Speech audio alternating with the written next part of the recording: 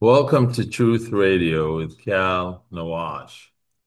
For the last 70 years, one thing that's been constant in American politics is that both almost all Americans, regardless of party, whether they're Republican or Democrat or even Libertarian, Green Party, is that they have been supporters of Israel.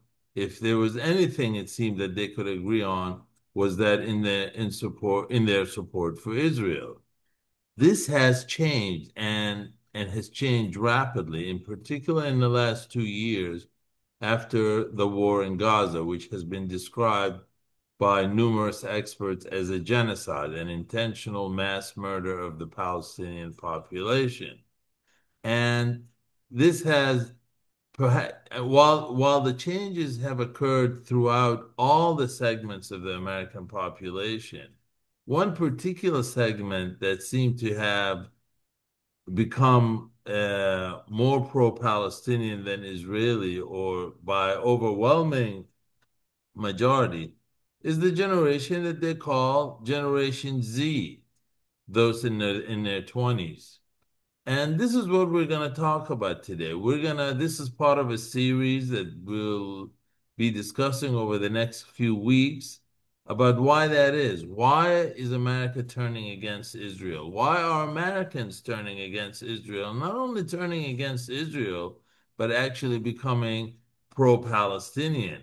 I mean, in certain instances, one poll showed that Americans between the age of 18 and 30 are more than 60% pro-Palestinian. Other polls even show higher numbers. In fact, and that while it started with the younger generation, but even the most recent polls in the last 3 weeks have shown that the numbers are rising across all age groups. And and we're going to discuss this today. We're going to discuss why that is. We're going to bring different segment of the population to discuss this with you. Today, we're going to particularly focus on what they call Generation Z. We have a special guest with us. His name is Holster, who is definitely from Generation Z, and he's is a college student. He's going to tell us about why he feels the way that he does and why so many of his peers feel the way that they do. You're talking about people who whose main concern, like probably everyone in their age group from past generations, which is go to school, find a job, maybe get married, start a career, have children. So, and I mention this because usually these are uh, overwhelming goals, and usually being involved in or having strong feelings about some political issue overseas usually takes the back burner, but that's not what's happening with this generation. The issue of Palestine and support for the Palestinians has actually become a local issue, and to the point that Generation Z is demonstrating, are willing to be arrested, are willing to sacrifice not getting a job, are willing to sacrifice being blackballed, if I'm to use that term, and they've become overwhelmingly passionate about this. I got my views about this, and we're going to certainly talk to Holster in a little while. But I think the main difference is in messaging. Over the last 70 years, certainly before the rise of social media, Israel had a pretty good control over messaging, both in their government and in the way they deliver their message. First of all, in their government, Israel, over the last few decades, has become a divided country where no one party or no one individual is able to win a majority of the population. This has forced whoever became the leader of Israel, in order to become a leader, has put him in a position where he has to create coalitions with other groups, other parties of different ideologies. And oftentimes, in particular the case with the current government, usually their hold on power is so fragile that they cannot maintain or demand the kind of discipline from their ministers and their government officials that they have in the past. In the past, there would usually, coming from Israel, there would usually be more discipline. The messaging will stay the same. Whereas now we have a situation where the prime minister of Israel was forced to bring on with him the most extreme parties to join his government, and if he was to lose one or two of them, his government would collapse. So if one of his government officials was to say something that would be considered extreme or that would be considered unwise, in the past, the prime minister may put a stop with it. Hey, stop this. Well, now they can't. The prime minister of Israel can no longer do that for fear that that government official might resign, and if that government official resigns, the whole government might fall. We saw this several months ago when for a small period of time, under pressure, Benjamin Netanyahu agreed to increase the amount of food going into Gaza, and one of his ministers, Ben Gvir, actually resigned, and he didn't come back into government until they cut off aid again. So in that regard, the messaging coming out of Israel isn't disciplined, and you have ministers making extreme statements that in the past, if someone was to do that, may have gone unnoticed. Certainly when media only came through TV stations like ABC, NBC, CBS, or even CNN and Fox News, if someone was to say something extreme, it may have gone unnoticed, or the American public may have heard it once and it may not have registered. But right now, so many Americans aren't getting their news that way. In particular, as we will hear from Holster, many Americans are getting their information from social media, and they're able to hear the same message over and over again. So if we have one minister in the Israeli government who's to say, "Hey, we need to kill all Palestinians," or "We need to steal Palestinian land," where in the past it may be covered, or it may be mentioned once in the evening news or for a few seconds and no one would really pay attention to it, now is being heard over and over again. Another factor that influenced this, of course, is this war. Many people don't even call it a war, they call it a massacre. You have the leaders of Israel now are not convicted, are wanted by the International Criminal Court. If they are to visit certain countries, certainly they would be arrested.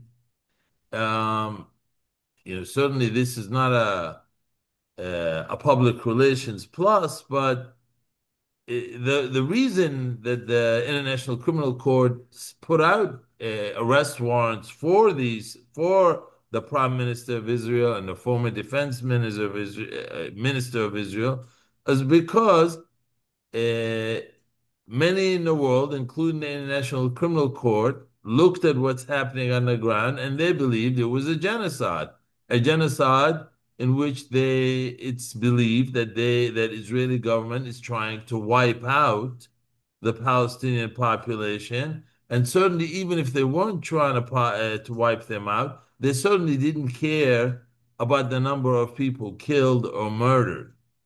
And as if the last counts or the latest counts of those who are actually counted, not the people under the rubble, we're talking about almost 70,000.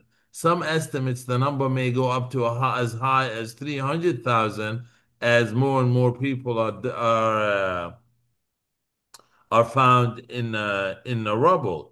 So, and the fact that this conflict had lasted 2 years, or this massacre has lasted 2 years, Well, compared to previous fighting or previous attacks against the Palestinians, where it may last a few weeks and you know it may be bad, but people will quickly, before people begin to really or began to really notice, the conflict would be over or the war would be over. This one lasts for more than 2 years.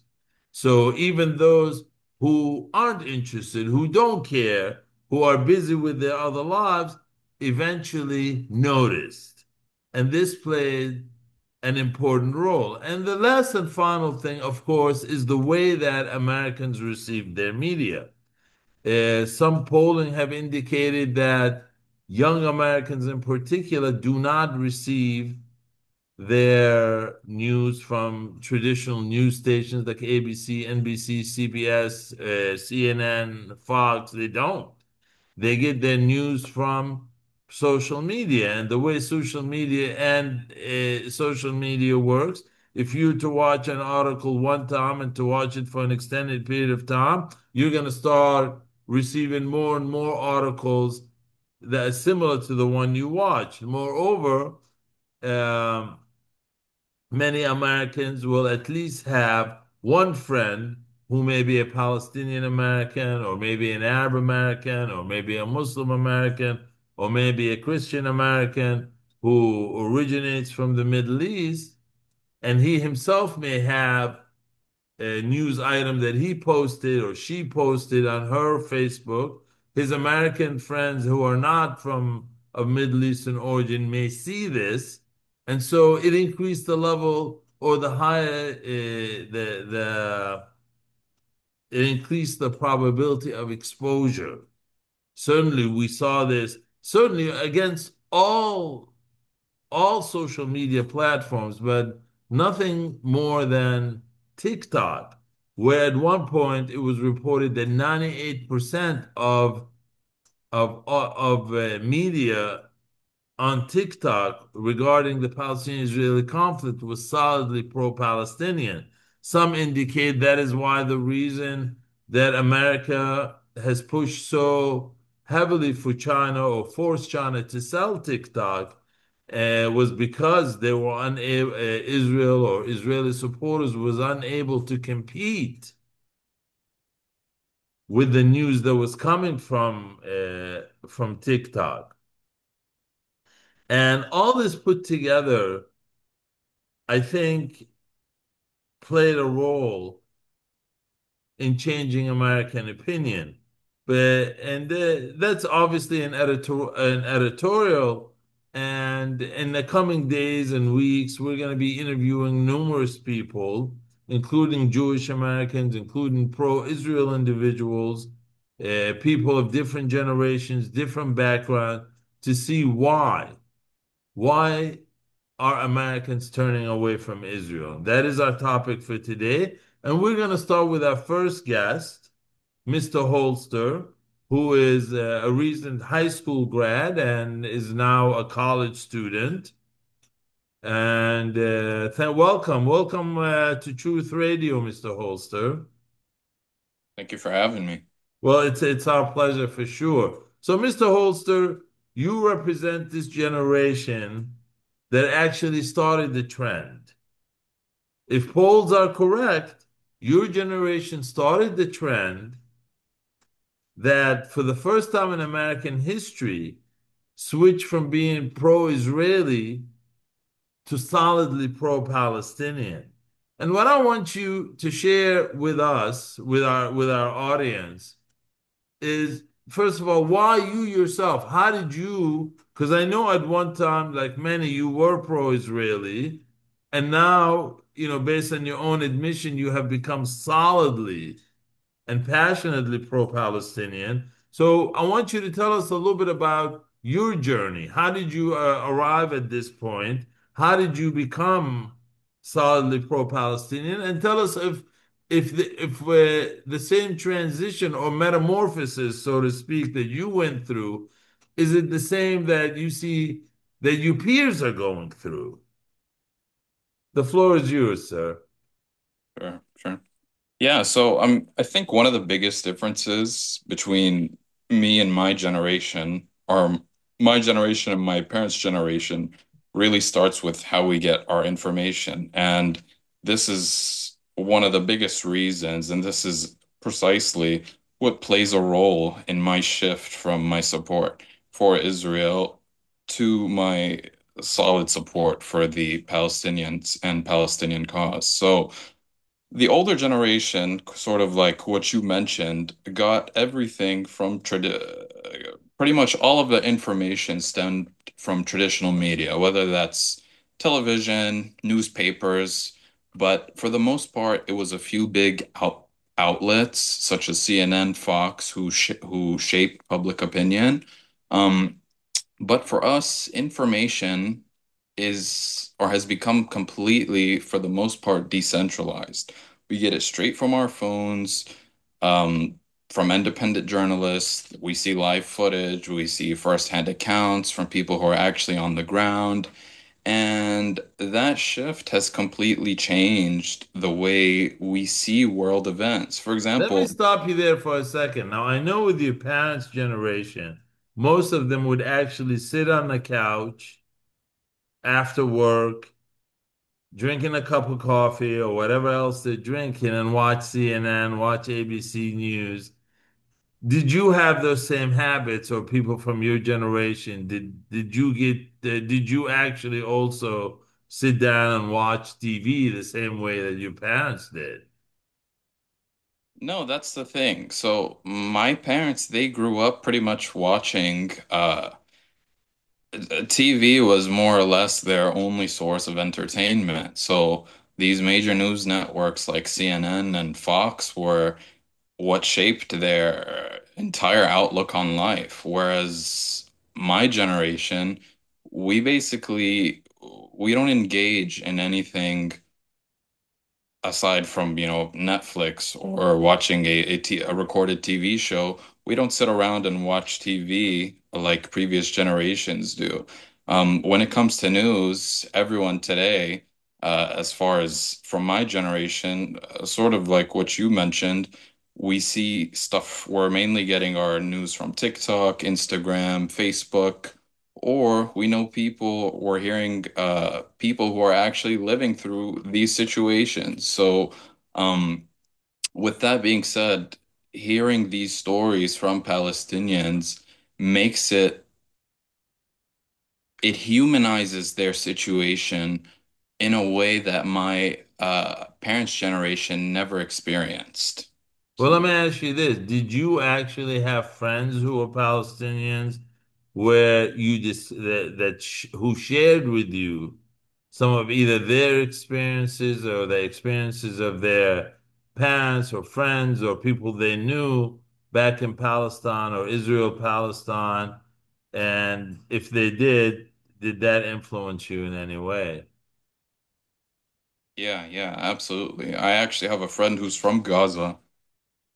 And he had told me three of his family members had been killed, and their family was actually well, they were quite a wealthy family. They were, they owned a sort of a clothing store, and unfortunately, as a result of the war, aka genocide, as we know it to be today, they lost everything, and they were forced to flee to Egypt. So like I said, hearing from people who are, hearing directly from people who are living through these situations humanizes their experience far more than what my parents' generation would have saw.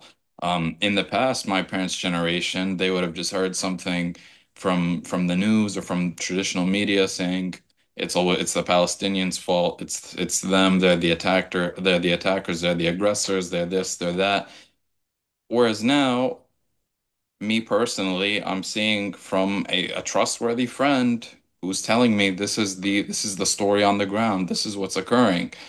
And so obviously that there's just it's inevitable that that would influence my opinion on the situation over there. Well, you still have TV. I mean, you still have traditional TV stations, whether, and it's not just Fox News, as some people think, even on CNN or ABC or NBC, they still take the Israeli narrative or the Israeli point of view, or so, and certainly don't call whatever happened in Gaza a genocide, which basically means mass murder. Why did you, first of all, did you come to the conclusion that it's a genocide? And if you did, why? Certainly, there are other voices who say it's not a genocide. This is just war, and people die, and unfortunately, people die. And when war happens, and you certainly have heard many people, Israelis and friends of Israel who call the Israeli army the most moral army in the world. So why didn't you, for example, accept the notion that the Israeli army is the most moral army in the world? Why didn't you accept the narrative as some or still to this day, traditional TV stations would say, hey, this is collateral damage. Things happen when there's a war. Why did you reach, if you had reached the conclusion this was a genocide, why did you reach that conclusion when there are other voices who say that it's not? Sure, sure. Yeah, so I did reach the conclusion that it was a genocide. At the very beginning of the conflict, I wasn't so much on board with that idea. However, as time went on and we just continued to see more and more destruction. That's when I reached it. I've never been of the view where humans or innocent civilians are just collateral damage. Even when it comes to World War II and the dropping of the nuclear bombs, I never shared that view that that was a justified attack because innocent civilians who have nothing to do with the conflict should never be punished. And that's But something, you've heard also, I mean, you heard many Israelis say regularly, we don't kill civilians, we don't intend to kill civilians.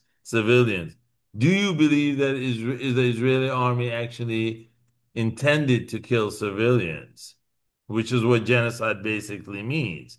Do you believe that they intended? And if that's the case, why? yeah, absolutely. I absolutely believe that they purposely tried to kill civilians. Firstly, I mean, one of the main things from I'm not entirely sure the exact time frame to when this was said, but early on in the genocide, I believe it was Yoav Gallant, or it could have been another member of the Israeli military or of the Knesset. But they came out and said, we're going to basically cut off electricity, water, food, and pretty much everything needed to sustain human life. Um, I mean, and this is known as collective punishment. So if you're coming from the angle that you're saying, okay, you're just trying to target the Hamas militants, you don't punish everyone. And moreover, you don't punish everyone with things that they need to survive, such as food and water and things like that. I mean, even the UN had at some point said that there were large portions of Gaza that were at risk of famine.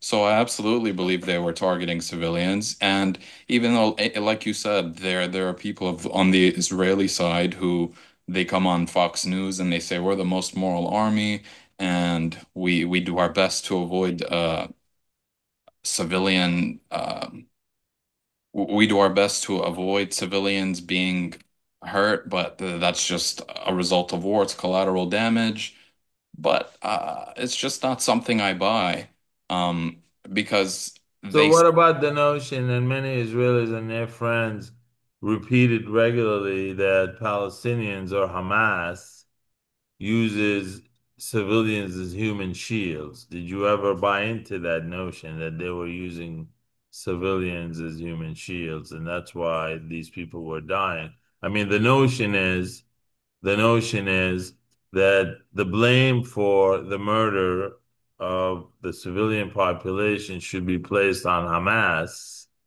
because they're using them as human shields. Certainly, you've heard that said repeatedly by both Israelis and pro-Israelis. Did that ever influence you? Or did you buy into that? And if yes or no, why or why not? No, I never bought into that. Even if it's the case that Hamas, they go into Israel, they attack innocent civilians in Israel, and then they return into Gaza, they take off their uniform and they hide amongst the civilians. That's still not an excuse for you to go and basically carpet bomb every single person that's in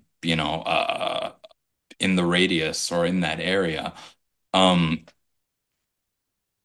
I mean, I just So see what it. about you mentioned earlier that one of the Israeli officials, and I think it was Gallant, the former defense minister, incidentally, he's one of those people who has an arrest warrant for him before the International Criminal Court.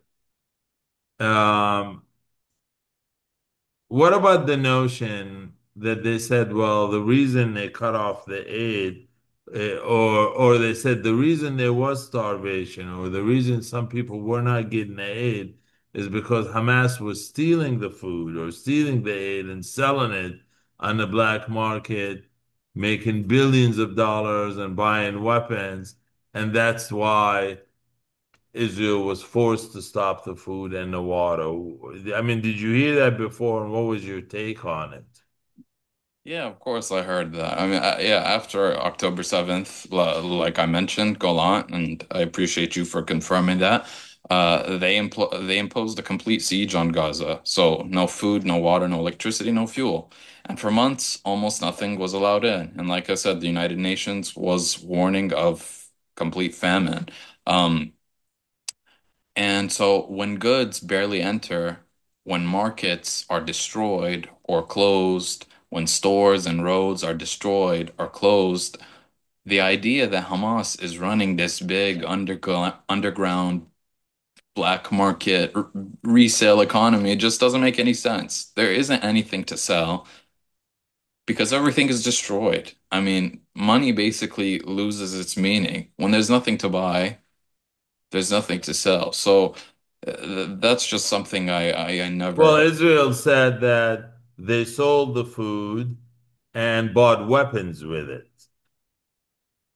Okay. I mean, they can say that, but I challenge them on that. I'm not. I firstly, I believe the Hamas or the organization Hamas. Most of the weapons that they make are domestic weapons. So any money that they would have collected, if they did collect anything, there wouldn't be anything to spend it on. It's not like they have a defense budget and they can go to Russia or China or whoever and say, we want this many drones, we want this many rocket launchers, this many missile batteries like the IDF can with the United States. The IDF can go to the US and say, we need more Iron Dome missile batteries. And the US will basically write a blank check and give them whatever they want. Conversely, Hamas doesn't have that luxury. So no, I don't think at all that even if they had that money, that there would be anything for them to do with it, whether So I it's want to get back to the point that you just mentioned, is that they can go back to the United States and request weapons, and America would basically give them a blank check for it. Hold that thought for a second. I want to go back to the same issue. You know, I'm fascinated listening to you, a person who has no background in this, and it sounds like I'm listening to an expert who's from the Middle East, and I mean, it's absolutely fascinating for me. And I'm wondering if other friends in your school, whether I don't know if the war had started when you were in high school, or if not, if when you were in college or when you're in college now, if your friends who are who don't have a stake in this in the sense they're not Palestinian Americans, they're not Israeli Americans. Do you hear them reaching the same conclusions as you? Yeah, yeah. So I'd say from both sides of the spectrum, uh, in terms of the political spectrum, I'd say both sides of the spectrum are sort of fed up with this.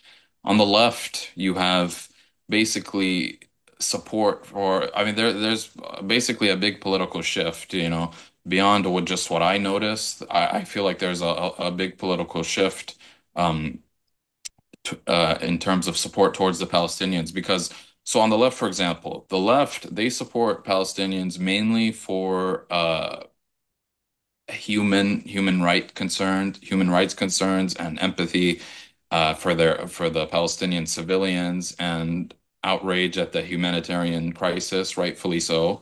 On the right, the reasoning is a little bit different. Um, while some of them share the same compassion because a lot of them are Christians and they adhere to their faith, many of the conservatives, they're focused on how U.S. foreign policy has been shaped by Israel's interests. So whether that means the wars that Israel has brought the U.S. in, such as the Iraq War, which costed America trillions of dollars and thousands of young American lives with very little to show for it. Well, okay, well, hold that thought. Do you find your peers blaming Israel for these wars that America got into, like the war in Iraq and other conflicts in the Middle East? Are you saying that your peers are blaming Israel for that, even though it's America that fought these wars? To an extent, yes. Obviously, I haven't spoken to everyone who has who follows this war slash genocide, but to some extent, basically from the data the data or the knowledge I've collected from uh, whether it be it YouTube or TikTok, where many young Americans, that's pretty much where they congregate to discuss their political opinions. Yeah, many of them they do blame Israel for for these wars. They Well, that is interesting. I mean, you mentioned earlier, and I interrupt you because I think it's related. You talked about America writing a blank check for Israel. And, some of the independent radio that I see, you're talking about whether it's Piers Morgan or Tucker Carlson or Nick Fuentes or Candace Owens or certainly the Young Turks and there's this constant theme that look, hey, we need the money here in America. We need money for school. Our tuitions are expensive. Our health care is expensive. I mean, maybe most people around the world don't realize it, but in the United States today, we have a government shutdown. Basically, our government is closed. And one of the reasons, of course, it's closed is a fight over a subsidy that the US government gives those who are insured, who seek insurance, basically small business people or people with medium income who are who have their health insurance subsidized by the government. One of the disputes is what, by Trump. I don't think Trump wants to continue to fund that. And certainly on the independent radio TV stations that I mentioned, that's often repeated saying, hey, Israelis have free tuition, they have free medical care. And while we in America have to pay exorbitant prices, and certainly that's what the American First cried. I'm sure you heard that term, American First. I think I lost you there for a second, but if you're still there, do you find your friends or your colleagues, do they ever mention that? Do they ever seem to complain that we're giving money or we're spending money, um, giving it to Israel for wars when we can use it. Did you fall? It seems like you almost fell off your chair there. And you okay? No, I was plugging my phone into the charger. Oh, okay. So do you hear that same sentiment? Yeah, absolutely. So, I mean, first of all, the country is already over $30 trillion in debt, and You're talking about the United States. yes, there's no other country who's even close to that. Um, and so add to the billions in annual. So let's begin with the trillions that we've spent on the Iraq War, which wasn't even a war that really furthered our gain in any way. It I was mean, just our national interest. interest, not in pretty much we gained absolutely nothing. Uh, it was more, it's actually a loss, I'd say, because of the thousands of lives we lost and obviously the trillions of dollars.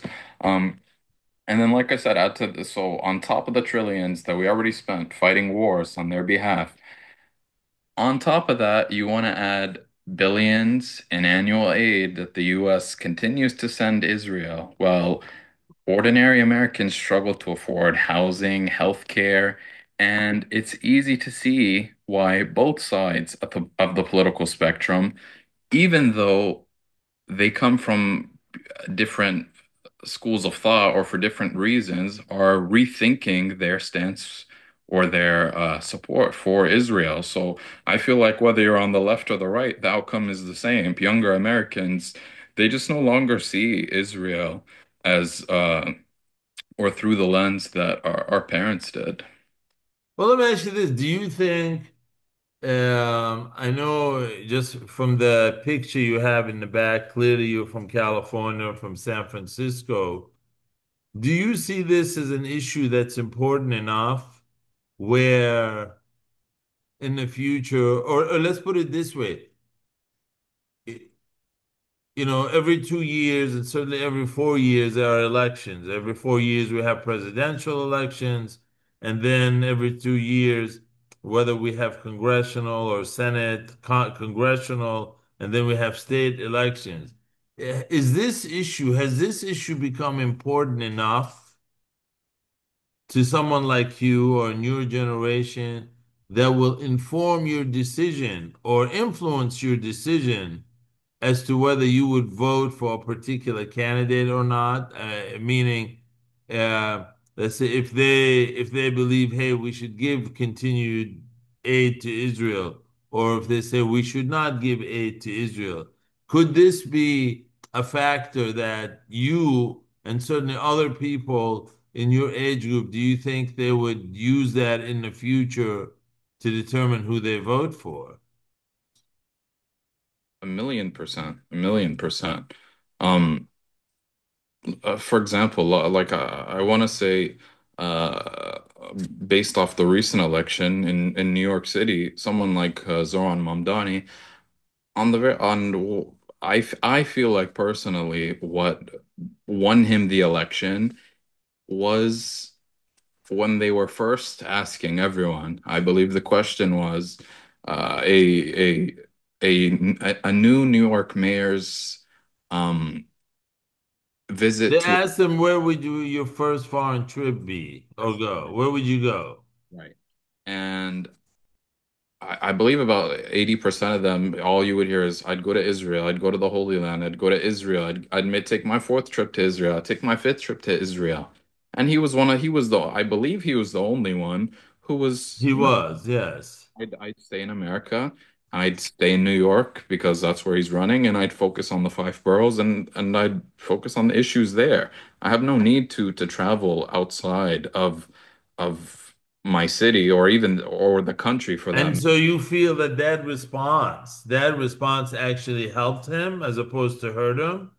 Absolutely, absolutely. Because people are, like I said, they're fed up with uh other countries' interests taking precedent over the American people. The American people, their interest should be what comes first, not foreign interests, not special interests.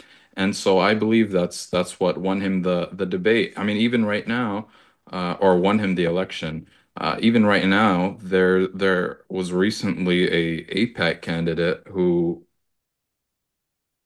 was given a donation from APAC. He was from one of the states in the Northeast, and he basically gave it back to them. I feel like now I it's saw that actually. I heard about that. I don't remember which candidate or which state, but I remember reading about that. Yeah. Maine or Massachusetts or uh, I'm not entirely sure, but I'm uh, impressed with the fact that you really seem to be really informed on this topic. I mean, I'm sure you have a lot going on in your life. I mean, why?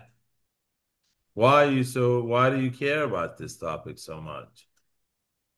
well, I firstly, mean, I know you kind of answered it, but really the level of details that you're giving me is not what I expect from a person who's detached. I don't know what's going on over there with your seat, but it seems like you're gonna fall at any given moment, and I'm getting worried. no, no, we're good. All Go ahead. right. Yeah, so why do you seem to be so passionate about this? I mean, there are other topics, and certainly, if you notice, the most recently, there's talk, they'll tell you, hey, well, there's other massacres going on in the Sudan. There are Christians being killed in Nigeria. Why are you only focusing on Israel? Why do why do you think people tend to focus more on the Palestinians and the suffering of Palestinians than probably everyone else in the world? Right, right. So I never, let me make it clear, I never dismiss uh, the atrocities that occur to anyone across the world, be it the Christians in Nigeria, be it the Uyghur Muslims in China. I'm sensitive to everyone's struggle. I'm pro-human. I'm I would never advocate for war like some of these other neocon war hawks. Well, Um, let me ask you this. I should have asked you this in the beginning. How would you describe yourself politically? Would you be a liberal or conservative, or where do you think, or socially, where do you think you fall? I'd say I'm more of a libertarian, but I lean a little bit more to the right. Um, Okay. yeah.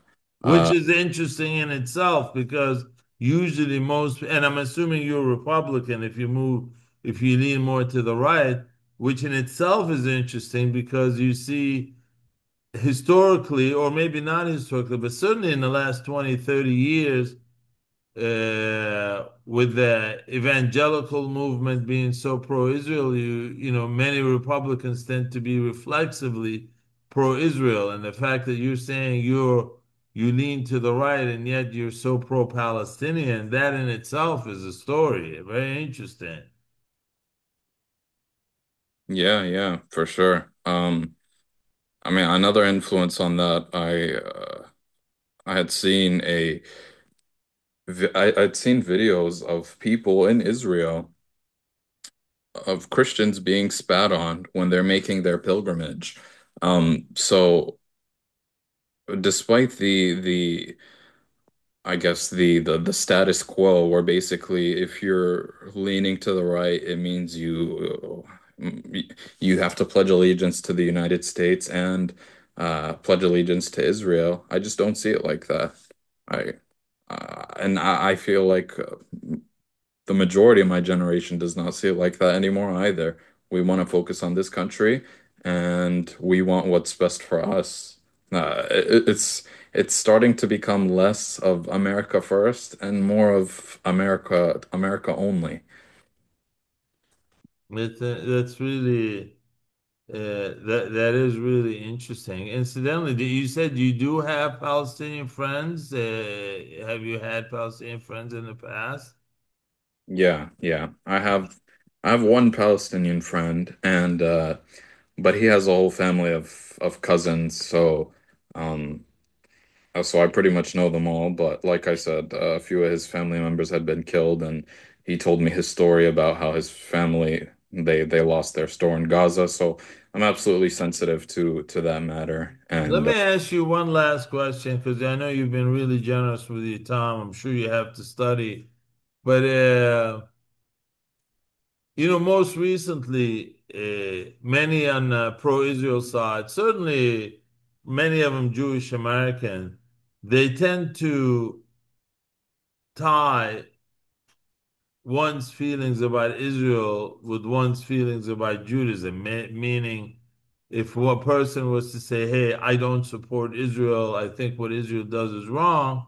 So some people might say, "Well, your real reason for this is because you're anti-Semitic or you're anti-Israel. You're anti-Jewish rather than anti-Israel." First of all, I'm asking you personally, and clearly you have expressed opinions to me that shows, you're definitely pro-Palestinian. Does that also necessarily mean if you're pro-Palestinian that you're anti-Jewish in any way? no, absolutely not. This notion that you can basically never criticize the government of Israel, and if you do, that automatically makes you anti-Semitic is ridiculous. Uh, Firstly, I believe Palestinians to also be Semites as well. So just because I have sensitivity and I have compassion and I feel for Palestinians, that doesn't automatically make me a Hamas member. It doesn't make me anti-Semitic. It doesn't make me any of those things. I believe the two can coexist in peace, like they had both Jews and Arab Palestinians. Um, So do you have any hostile feeling towards Jews?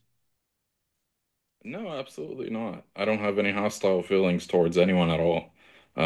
The Jews, Muslims, Christians, Arabs, it's really it's someone's ethnic or religious background is something I never take into consideration. I judge pretty much everything on a person's actions and pretty much yeah. So their actions is basically what I judge them on. Well, I know I said that was the last question, but you reminded me of something. Recently it's kind of been described as a civil war, but there was an interview a few months ago between Tucker Carlson and a senator from Texas named Ted Cruz, and he was asking him, "Well, why do you support Israel?" And he says, "Well, I get that from my Bible. The God said in the Bible, or the Bible says, those who bless Israel are blessed." And he said he wants to be on the blessing side, and this is why he supports Israel. Uh, what do you think of this notion that, so that Israelis, the majority of whom are Jews, are God's chosen people, and that we have a duty to, as Americans or as Christians, to support them because so that God will bless us. I mean, do you share those views? No, And before you answer that, I mean, do you believe that God? I mean, you're conservative. I'm assuming you're religiously conservative too. Do you believe God chooses a particular people against others? no, I don't believe that at all. If, in my opinion, if God were to choose one people over the other, and basically everyone else is subhuman to that one particular group, that would basically it would portray God in a unjust light, and that's not how I view God at all. So no, I don't believe anyone is a chosen person, just being born. I don't believe you're automatically chosen. And so, related to that, what is your views with those who call themselves Christian Zionists, who are absolutely wedded to the idea of supporting Israel. I know Tucker Carlson and most recently Candace Owens and even Fuentes, what's his name? Fuentes, what's Fuentes' name, first name? Yeah. Anyway, they call, we started hearing the term heresy. They're saying that the notion of Christian Zionism that this is not found in Scripture and that it is actually heresy to do that. Would you, and I've been hearing that a lot, I've never heard that before. Would you go as far as saying this is heresy to, the notion of Christian Zionism, or is that not a topic that you're familiar with? Because I'm not very familiar with that topic, I admit.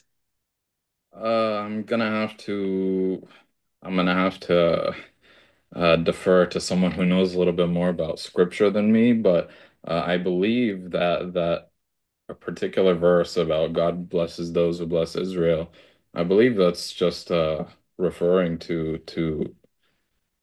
yeah, it might have been Jacob. I'm not entirely sure. I don't believe it's the government of Israel itself, which is a government that has abortion and uh, stuff that is inherently evil to God. So this notion that I basically have to support a government that does stuff that is against what God taught us to do in order for me to be blessed, I find it to be ridiculous. But beyond that, I don't have a a huge amount of knowledge, whether it's heresy or whether it's truly a belief that they believe